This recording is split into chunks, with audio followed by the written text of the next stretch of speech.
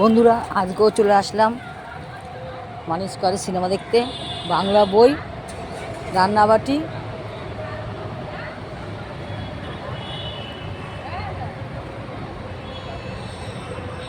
এই যে আমার দিদি, এই দিদি আর বৌদি, সবাইকে নিয়ে আজকে চলে আসলাম সিনেমা দেখতে।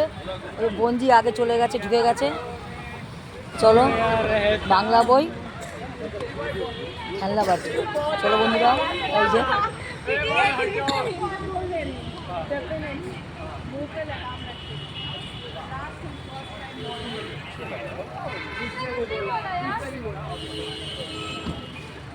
এখন ঢুকবো হলে। চলো,